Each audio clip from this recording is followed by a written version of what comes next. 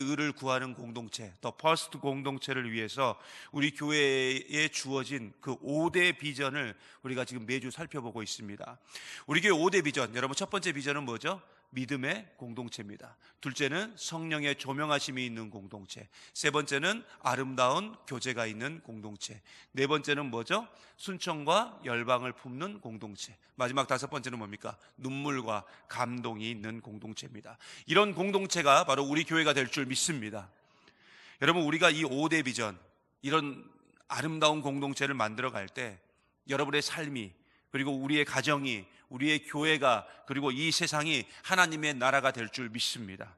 그래서 우리는 지난 시간에 뭘 배웠습니까? 믿음의 공동체와 성령의 조명하심이 있는 공동체가 무엇인지, 또 그런 공동체가 되기 위해서 우리가 뭘 해야 될지에 대해서 우리가 함께 살펴보았어요.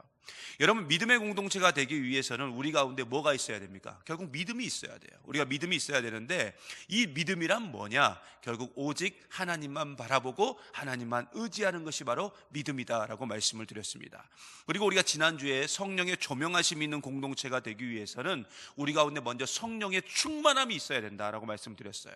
근데 이 성령의 충만함은 어떤 방언이나 병고침이나 은사나 어떤 능력이 아니라 진짜 뭐냐? 이 성령의 충만함이라는 것은 바로 성령의 9가지 열매, 사랑과 희락과 화평과 오래 참음과 자비와 양성과 충성과 온유와 절제, 즉 성품의 변화로 나타나야 된다. 이것이 바로 성령의 충만함이다라고 말씀을 드렸습니다. 그렇다면 우리는 지금 정말로 하나님만 바라보고 하나님만 의지하고 그 성령의 9가지 열매가 우리의 삶의 모습에서 지금 드러나고 있습니까?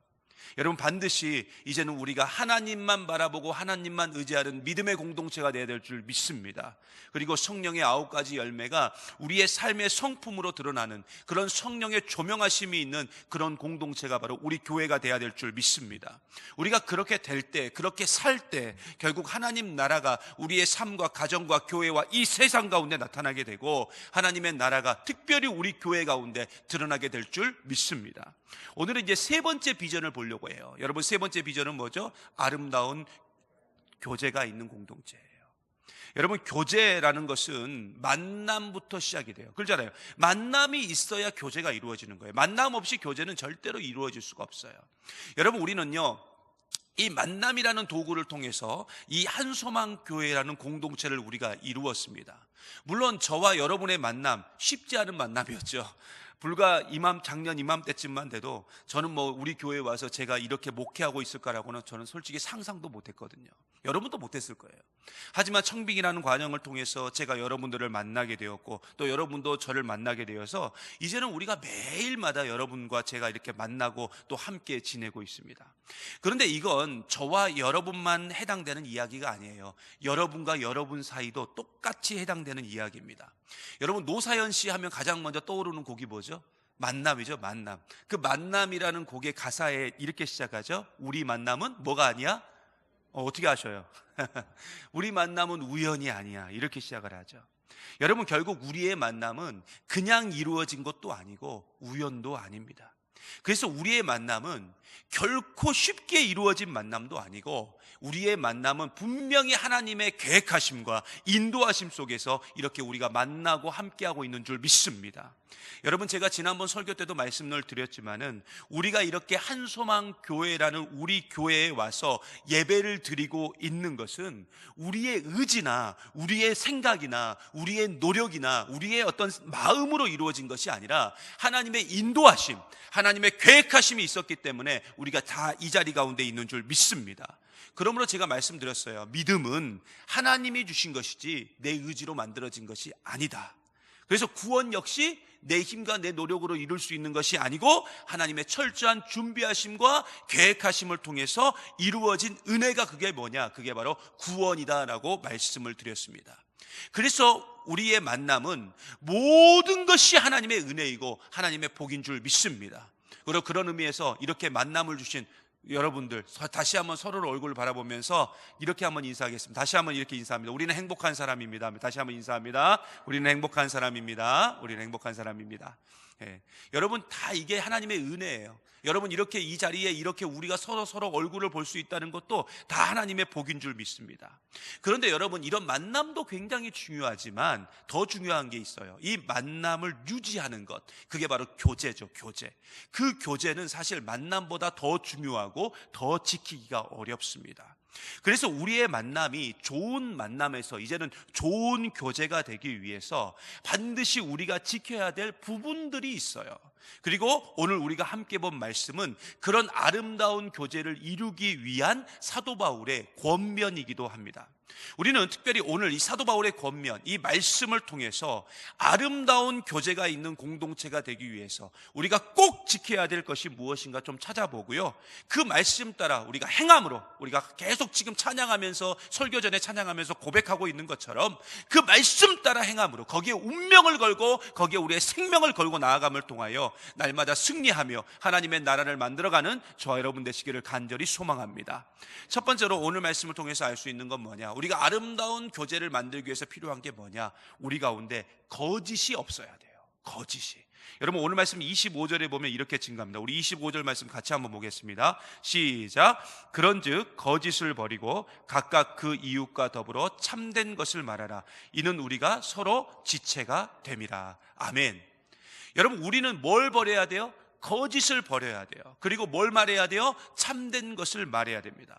여러분 참된 것이라는 건 뭐냐? 이건 정직이죠. 정직.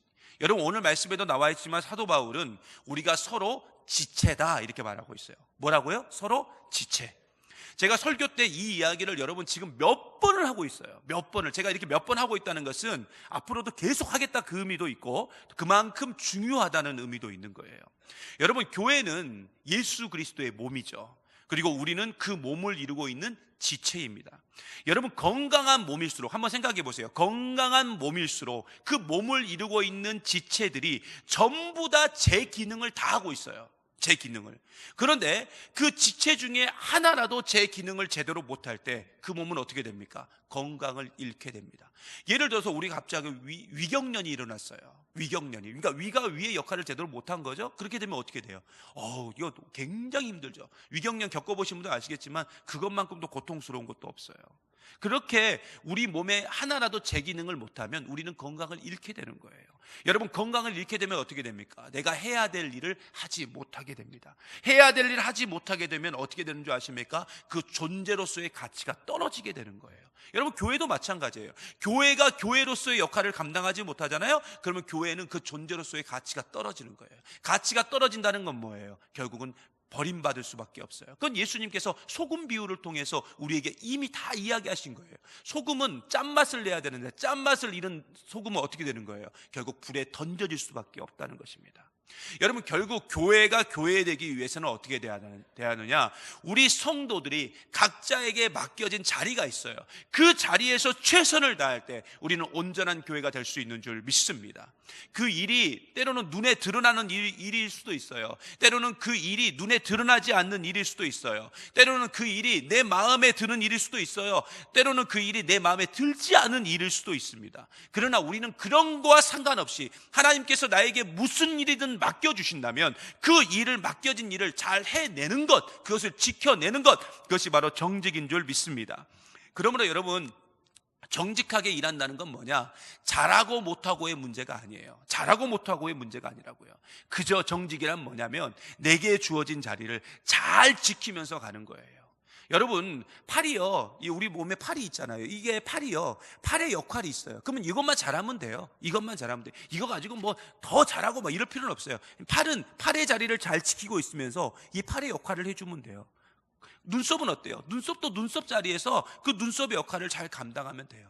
그런데 이 팔이 자꾸 발의 역할을 감당하려고 하고 더 잘해보려고, 또 팔의 역할도 제대로 못하면서 막 발의 역할에 대해서 간섭을 하려고 한다면 그때부터 그것은 거짓이 되고 그때부터 정직한 모습이 사라지게 되고 그때는 결국에는 마땅히 버려야 될 것이 될 수밖에 없는 그런 운명 가운데 처해지게 된다는 것입니다.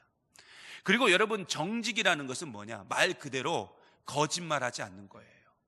여러분 우리는 지체입니다. 계속 말씀드리죠. 근데 지체라는 것이 뭐냐? 지체라는 것은 한 몸이에요. 한 몸.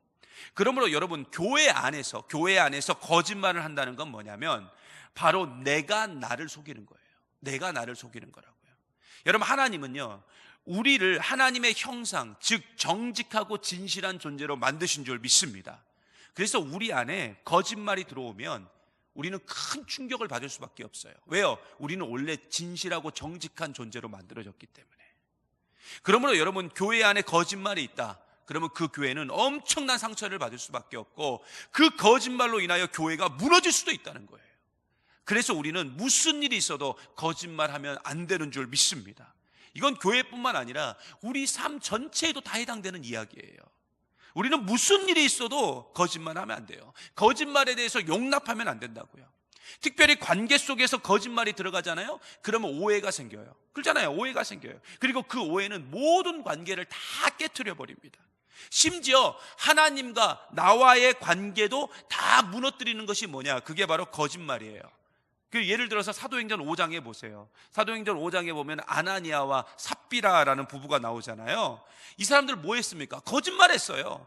땅을 판 값의 일부만 하나님 앞에 헌금을 드리면서 베드로 앞에는 뭐라고 말했어요? 마치 전부를 드린 것처럼, 일부만 드려놓고선 전부를 드린 것처럼 거짓말했다가 그 자리에서 바로 하나님의 심판을 받아서 즉사해버립니다. 그만큼 하나님은 거짓말을 싫어하셔요. 그런데 우리는 나에게 도움이 된다 싶으면 서슴없이 거짓말을 해요. 그리고 그것 때문에 많은 사람들을 속이고 바보로 만들어버립니다.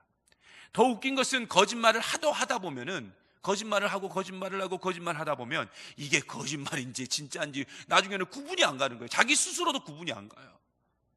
그리고 그 거짓말이 나중에는 마치 진실처럼 들리는 그런 상황이, 또 진실로 믿어지게 되는 그런 상황이 우리 가운데 올 수 있다는 것입니다. 그러면 망하는 거예요. 그러면 망한다고요. 그러면 그 사람 때문에 모든 관계가 다 깨져버리는 거예요. 그러므로 우리는 정직해야 될 줄 믿습니다. 여러분, 거짓말은요, 단 1도 용납해서는 안 돼요. 정직한 사람만이 있는 곳, 그것이 바로 아름다운 교제가 있는 공동체, 바로 우리 교회가 돼야 될 줄 믿습니다. 오늘도 이 사실 꼭 기억하고요, 정직과 진실로 아름다운 교제를 만들어가는 저와 여러분 되시기를 간절히 소망합니다. 두 번째로 오늘 말씀을 통해서 알 수 있는 건 뭐냐면 분노를 처리할 줄 알아야 돼요. 분노를. 여러분, 오늘 말씀 26절과 27절에 보면 이렇게 증거합니다. 같이 한번 볼까요? 시작. 분을 내어도 죄를 짓지 말며 해가 지도록 분을 품지 말고 마귀에게 틈을 주지 말라. 아멘. 여러분, 이 말씀을 우리가 자꾸 오해하는 부분들이 있는데, 이 말씀은 화를 내지 말라 이런 뜻이 아니에요. 여러분, 이 말씀 잘 들으셔야 돼요. 이 말은 화를 내지 말라 이런 뜻이 아니에요. 이 말씀을 오해해가지고 정의로운 일에 화를 내는 것조차 못 내게 하는 분들이 있어요. 하지만 여러분, 정의와 공의를 외치고 부조리한 상황에서 항의를 할 때는 화를 내도 됩니다. 화를 내도 돼요. 왜요? 예수님도 하나님의 성전이 타락한 모습을 보고 어떻게 했습니까? 굉장히 대노하시고 분노하셨어요. 그런데 중요한 건 뭐냐면 화를 내도 되는데 오늘 말씀에 분명히 뭐라고 나왔어요? 해가 지도록 분을 품지 말라, 이렇게 얘기하고 있어요. 화를 내도 되긴 되는데 그 분노를 처리할 줄 알아야 된다는 거예요. 해가 지도록 분을 품지 말라, 이렇게 그래서 말씀하고 있는 거예요. 여러분, 우리가 자꾸 분노하고 화를 내면 어떻게 되는 줄 아세요? 우리의 영성이, 우리의 마음이, 우리의 생각들이 다 굳어집니다. 다 굳어져요. 이걸 뭐라고 말하냐면 응어리진다 그래요. 응어리진다. 여러분, 우리가 알다시피요, 응어리가 질면, 굳어지면 풀기가 너무 어려워요. 여러분 아시다시피 근육이 막 응어리지고 근육이 굳어졌을 때 그것을 누군가 막 풀어줄 때 있잖아요. 그때 어때요? 엄청 아파요. 엄청 아파요. 진짜 막 아주 막 뭐 칼로 찌르는 것 같은 막 그런 느낌이 우리 가운데 와요. 마찬가지예요. 우리가 분노가 쌓이고 쌓이다 보면은, 화가 쌓이다 보면은 어느 순간 이게 막 굳어지거든요. 응어리가 지거든요. 근데 나중에 이걸 풀라 그러면 너무 아프니까 아유, 나 안 풀 거야. 나 계속 화내면서 지낼 거야. 이렇게 하는 모습으로 우리가 갈 수도 있다는 거죠. 그러므로 여러분, 분노가 있으면 그 분노와 화는 빨리 풀지 않으면 결국 그 분노와 화 때문에 결국 누구만 손해보느냐? 나만 손해를 보게 된다는 것입니다. 그러므로 우리는 오늘 말씀에도 나와 있지만 뭐에 틈을 주면 안 된다고요? 마귀에게 틈을 주면 안 돼요. 여러분, 마귀는요, 항상 우리가 웃고 지내기를 원할까요? 아니면은 화내면서 지내기를 원할까요? 제가 너무 아동부식 질문을 했나요? 네? 여러분, 마귀가 우리에게 원하는 건 웃고 지내기를 원합니까? 화내면서 지내기를 원합니까? 그렇죠. 화내면서 지내기를 원해요. 그게 마귀의 공격 방법이라는 거예요. 마귀는 항상 우리가 화를 내기를 원해요. 분노하기를 원해요. 그러면 내가 지금 분노가 있다 그러면 지금 이게 정의로운 분노가 아니고 그냥 다른 분노다 그러면 지금 내가 마귀에게 뭐 하고 있는 거예요? 틈을 내주고 있는 거예요. 여러분, 여기에 틈이라는 단어가 나오거든요. 이 틈을 헬라어로 뭐라고 말하냐면 토포스라고 부릅니다. 토포스. 근데 토포스는 어떤 의미가 있냐면 어떤 장소의 의미가 있어요. 장소. 더 쉽게 말하면 뭐냐면 집이라는 의미가 있다고요. 집. 그러면 쉽게 말해서 더 쉽게 말해서 분노를 풀지 않는 사람은 그 사람의 삶이 뭐가 되는 거냐? 마귀의 집이 된다는 거예요. 그러니까 마귀에게 틈을 준다 이 말은 뭐냐면 그 사람의 삶이 마귀의 집이 된다. 이렇게 표현할 수가 있어요. 결국 우리가 분노를 풀지 않고 화를 풀지 않으면 그 사람의 삶은 절대로 하나님 나라가 될 수가 없어요. 왜요? 그 사람은 지금 누구 집이니까요? 마귀의 집이니까요. 그러므로 그날의 분노는 될 수 있는 대로 그날 풀어야 돼요. 그날 풀어야 돼요. 그래서 우리는 항상 우리의 마음 가운데 어떤 마음이 있어야 되느냐? 용서하는 마음, 사랑하는 마음이 우리 가운데 있어야지만 될 줄 믿습니다. 용서하지 못하면 내 삶이 마귀의 집이 되는 거예요. 물론 여러분, 교회 안에서 성도 간에 왜 서운한 일이 없겠습니까? 성도 간에 왜 서운한 일이 없겠어요? 구역 식구들 간에 왜 서운한 일이 없겠어요? 서로 간에 분노할 수도 있어요. 하지만 결국 그 원인을 찾아 들어가 보면은 그 분노의 원인들이 사실 다 관점의 문제예요. 관점의 문제. 잘했고 잘못했고의 문제가 아니라 따지고 들어가 보면은 전부 관점의 문제라고요. 그런데 우리는 그 순간 내 생각과 다르다고, 다른 것을 자꾸만 뭐라고 말하는 거예요? 틀렸다라고 말하는 거예요. 여러분, 다른 거하고 틀린 것은 전혀 다른 말이에요. 다른 말이라고요. 근데 다른 것을 자꾸만 뭐라고 하는 거예요? 틀렸다. 그래서 옛날에 백인들이 흑인은 틀렸다 이렇게 말해서 어떻게 했습니까? 전부 노예로 잡아가지고 노예 생활을 시키고 짐승처럼 다루고, 그게 바로 틀렸다는 거예요. 근데 생각해 보세요. 얼굴이 하얀 사람도 있고 얼굴이 시커먼 사람도 있고 얼굴이 우리처럼 노르스름한 사람도 있고 다 다른 거예요. 다 다른 건데 그 다른 것을 자꾸 틀렸다 그러는 거예요. 근데 교회 안에서 자꾸 그렇게 접근하는 거예요. 내 생각과 다르면 다 틀린 거예요. 다 틀린 거예요. 내 마음에 들지 않으면 다 틀린 거예요. 그래서 제가 여러분에게 예전에도 한번 그 얘기 드린 적 있죠. 어떤 교회에서 주일 점심 메뉴로 된장찌개냐 김치찌개냐 이거 가지고 싸웠다고요. 그죠? 여러분, 된장찌개면 어떻고 김치찌개면 어떻습니까? 그렇잖아요. 결국 관점의 문제 아니에요? 관점의 문제. 근데 이것을 잘했고 못했고 김치찌개가 맞아 된장찌개가 맞아 이렇게 되는 순간 이게 싸움이 붙은 거예요. 그래서 그 분노를 풀지 못해서 그 여전도회가 된장찌개파, 김치찌개파, 그리고 또 한 파도 또 나눠졌어요. 그게 뭔지 아세요? 나는 밥을 안 먹겠다 파. 이렇게 해가지고 세 파로 나눠졌어요. 여러분, 여기 지금 화분이 이렇게 있는데 이 화분이 앞으로 가면 어떻고 뒤로 가면 어떻고 하나만 있으면 어떻고 둘만 있으면 어떻고 세 개 있으면 어떻습니까? 결국 관점의 문제예요. 근데 내 눈에 저 틀렸는데 저 화분이 저게 뭐야? 저 화분 이렇게 하는 순간 그때부터 뭐가 치밀어 오르는 거예요? 화가 치밀어 오르는 거예요. 그러면서 자기 사람을 만들기 시작하는 거예요. 자, 화분 2개 파와 1개 파, 3개 파와 아예 없애자 파와 전부 이런 식으로. 그래가지고 교회 안에서 다 찔찔이 흩어져가지고 야, 화분파 모이세요, 화분 없는 파 모이세요, 이렇게 되는 거예요. 여러분, 그렇게 살면 안 돼요. 우리 가운데 뭐가 필요해야 돼요? 그래서 늘 사랑의 눈이 우리 가운데 있어야 될 줄 믿습니다. 사랑의 눈으로 바라보면 김치찌개도 괜찮고 된장찌개도 괜찮고 안 먹어도 괜찮고 2개 다 먹으면 더 좋고 뭐 이렇게 변하는 거예요. 그래서 여러분, 그날의 분노는 그날 풀어야 될 줄 믿습니다. 그러면 눈이 열리는 거예요. 마음이 열리는 거예요. 그러면 생각이 열리는 거예요. 이렇게 되면 해결점이 보여요.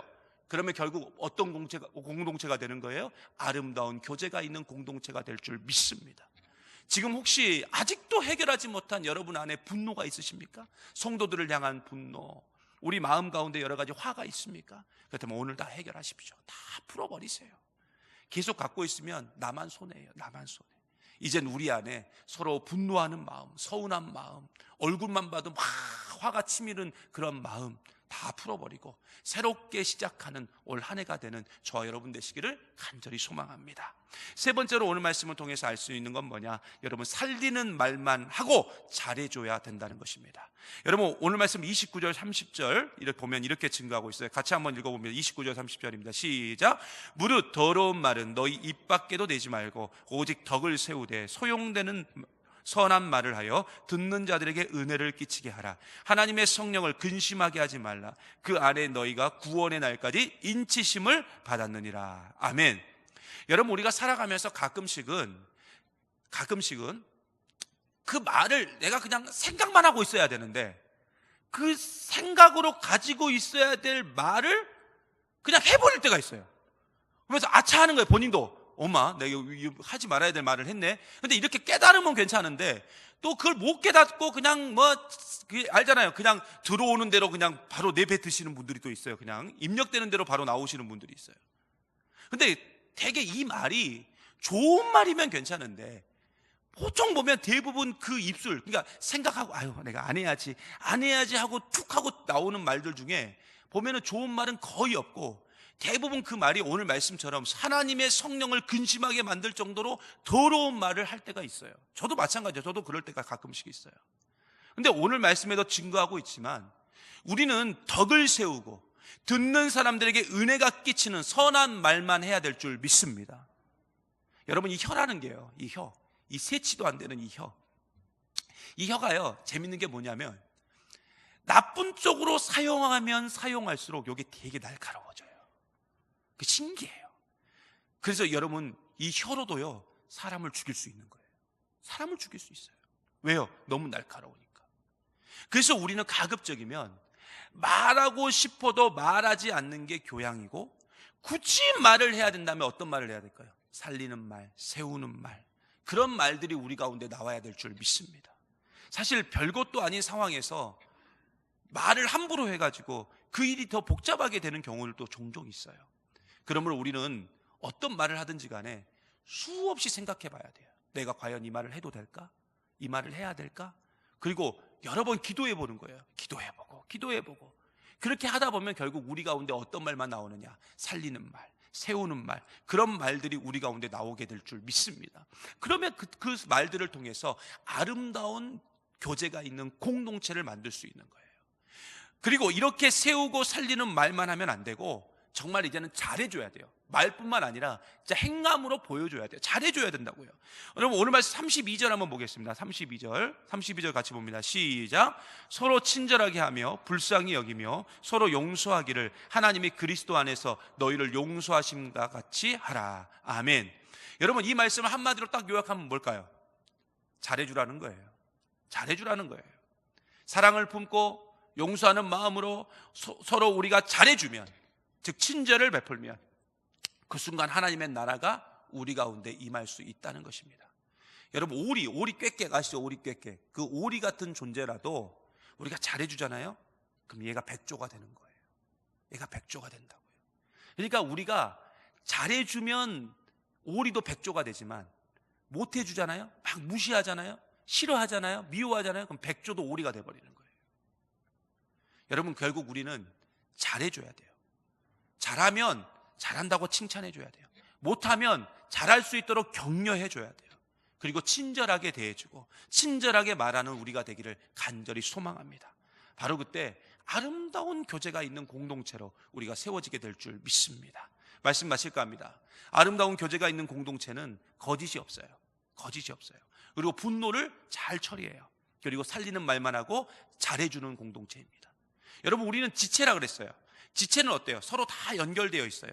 연결되어 있다는 건 뭐냐면 우리는 한 몸이라는 거예요. 그래서 내가 잘 되기 위해서는 나와 연결된 다른 사람을 어떻게 해줘야 돼요? 더 잘해줘야 돼요. 그 사람이 잘 되잖아요? 그럼 누구도 잘 되는 거예요? 나도 잘 되는 거예요. 여러분, 사랑과 섬김은 국어사전에나 있는 단어가 아니에요. 사랑과 섬김은 바로 우리의 모습이고 우리의 삶이어야 될 줄 믿습니다. 여러분, 천국은요 결코 멀리 있는 게 아니에요. 우리가 사랑과 선행으로 서로를 격려하고 따스한 마음으로 서로를 보듬어 간다면 바로 그것이 천국이 될 줄 믿습니다. 하나님은 우리를 통해서 이런 멋진 계획을 우리 한소망교회에 딱 세워놓으셨어요. 내가 이 한소망교회를 하나님 나라로 만들리라. 그래서 68년 전에 이곳에 교회를 세우시고 지금까지 인도해 주신 줄 믿습니다. 그럼 우리는 뭐 하면 돼요? 그 계획을 이루어가면 돼요. 하나님의 계획을 이루어가면 돼요. 그렇게 될 때 우리 교회가 어떤 교회가 되느냐? 가고 싶은 교회, 예배드리고 싶은 교회, 많은 사람들이 칭찬하고 추천하는 그런 아름다운 교회가 될 줄 믿습니다. 오늘도 이 사실을 여러분 굳게 믿고 정말 하나님이 기뻐하시는 일, 그 일만 행함으로 아름다운 교제가 있는 그런 공동체를 만들어가서 하나님 나라를 만들어가는 저와 여러분 되시기를 간절히 소망합니다.